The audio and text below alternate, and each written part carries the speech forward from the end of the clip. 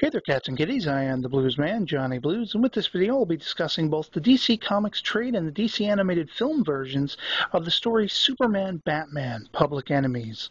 Originally written for DC Comics by Jeff Loeb, with art by Ed McGuinness, Dexter Vines, and Dave Stewart respectively, and the film having been adapted by Stan Berkowitz and directed by Sam Liu.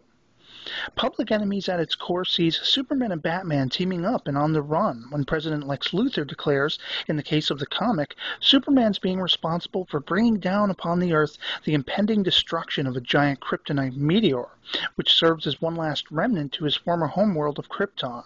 And in the case of the animated film, is this expanded upon as it suggested Superman is being influenced in a negative light by said meteor, which coincides with the appearance of John Corbin, aka Metallo.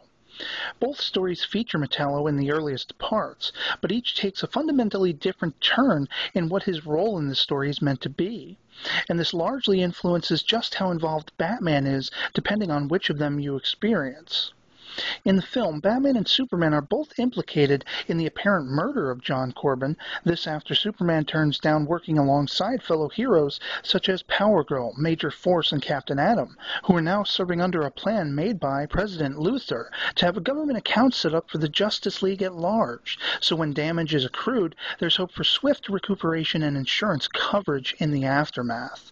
Superman's refusal to walk hand-in-hand with Luthor is what sets the president off in the animated feature, and his plan eventually snowballs directly out of the faux meeting he sets up with the Man of Steel that sees Metallo making a first strike. The footage taken by Luthor of this encounter is later tweaked to make Superman as well as Batman, who later crops up to help, out to be killers, and so a $1 billion price tag is put on both of their heads, as they're largely seen as working together. In the comic version, however, there is no killing Metallo's setup. He just happens to disappear. Instead, does Metallo's alter ego name, John Corbin, continue to plague Batman, as a file about him kept at Star Labs seems to suggest that Corbin was in Gotham City the night Bruce Wayne's parents were killed, which serves to keep Batman readily interested on a very personal level, while also being concerned for Clark, his friend's good name. From this point in both versions do we see the Dark Knight and the Man of Steel coming under the attack of a team of ice-powered supervillains, and just as soon as they're melted away, does an onslaught come in the form of a group of mind-controlled brutes.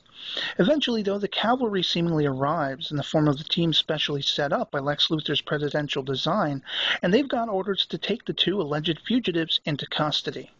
One superpowered tornado blast and a boom tube escape later, and both Batman and Superman with allies Power Girl and Katana have made their getaway, at least for a little while.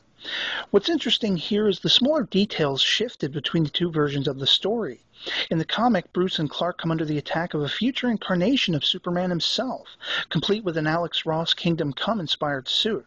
He claims the duo make a devastating mistake and even tries to kill his younger self. The only answer left to the heroes is the same kryptonite shard bullet used on Superman in his earlier encounter with Metallo, and Future Soups is sent reluctantly packing. Both stories feature the Man of Steel being shot, but the film entirely omits the future Superman. It also manages to downgrade the allies Superman and Batman side with from 2 to 1, keeping Power Girl largely involved and losing Katana entirely. When the government team of heroes is encountered again, in both versions, Captain Atom must seemingly sacrifice himself to quell an energy explosion inadvertently caused by Major Force. The causes and effects are somewhat different between both versions, but the next wave of the onslaught for the two heroes involves in both of them an intervention of sorts that is made on the behalf of Luthor as well as the heroes of the world at large by Captain Marvel and Hawkman respectively. Both stories showcase at this point the cleverness and skills set between Bruce and Clark, who effectively best Marvel and Hawkman relatively easily, but then take it a step further and take to confronting Luthor head-on, donning the guises of the two heroes they've just beaten. At this point, the comic is again a bit more elaborate, as it shows the sidekicks of both men making a play at the White House to try to save them. But Luthor is ready and waiting, and manages to quell Superboy, S-Girl, Steel, Nightwing, Robin, Huntress, and Cassandra Cain's Batgirl, and even Krypto the Superdog with relative ease.